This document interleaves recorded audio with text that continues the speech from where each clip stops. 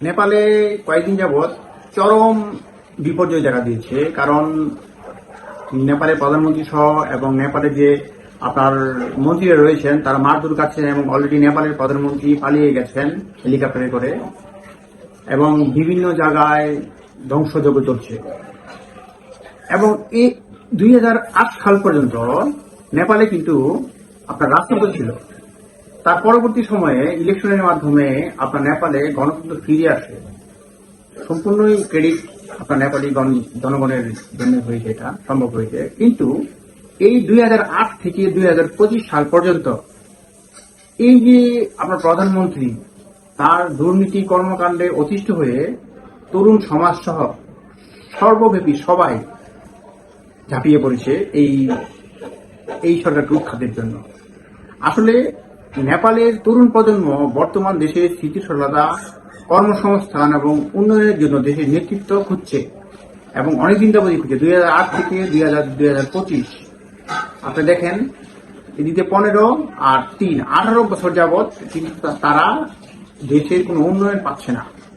যার দরুন তাদের চোখে এখন বলেন্দ্র শাহ নামক একজন রাজনীতিবিদ র্যাপার রয়েছেন।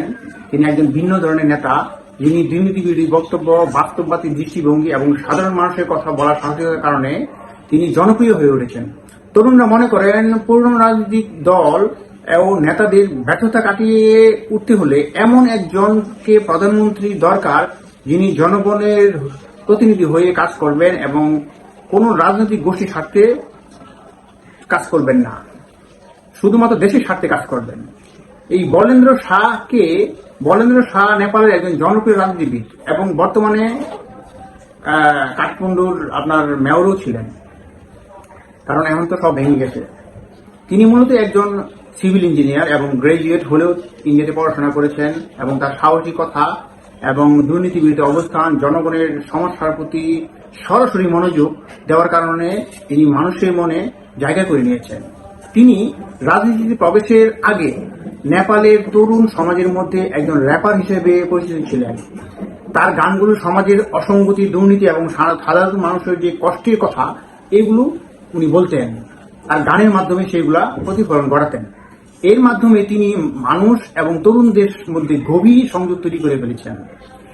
মেয়র হওয়ার পর তিনি নগর উন্নয়ন, অবৈধ দখল এবং স্থাপনাগুলো, সড়ক সংস্কার এবং বর্জ্য পদার্থ নিষ্কাশন এবং অন্যান্য যে আপনার দুর্নীতি বিরোধী পদক্ষেপ নিয়ে আলোচনায় করে আসছেন এবং সাহসী সিদ্ধান্তের জন্য এবং নির্ভীক নেতৃত্বের জন্য তিনি অনেকের কাছেই পরিবর্তনের প্রতীক হয়ে উঠেছেন।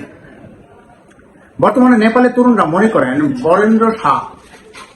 বলেন্দ্র শাহ শুধু মেয়র নন, তিনি ভবিষ্যতে প্রধানমন্ত্রী হওয়ার যোগ্য একজন শক্তিশালী নেতা।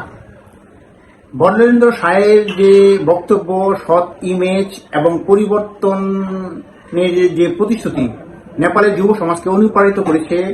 বিশেষ করে শিক্ষিত তরুণ সমাজ সহ পুরো নেপাল জুড়ে তার নেতৃত্ব প্রশংসা করছে এবং প্রশাসনের স্বচ্ছতা বাড়বে, এটা সবাই মনে করেন। এবং তিনি যদি প্রধানমন্ত্রী হয় দুর্নীতি কমবে এবং নেপালে আধুনিক রাষ্ট্র হিসেবে গড়ে তুলতে পারবে বলে তারা বুঝতে পারেন এবং তারা এটা বিশ্বাস করতে পারেন, বিশ্বাস অলরেডি অর্জন করে নিয়েছেন। তাই অনেকেই আশা করছেন ভবিষ্যতে যদি বলেন্দ্র শাহ প্রধানমন্ত্রী হয় তাহলে দেশের দিক নির্দেশনা চেঞ্জ হয়ে যাবে এবং দেশ ডে বাই ডে উন্নতি লাভ করবে। আমার ভিডিওটি যদি আপনার ইনফরমেটিভ মনে হয় তাহলে অবশ্যই সাবস্ক্রাইব করুন। সবাইকে ধন্যবাদ।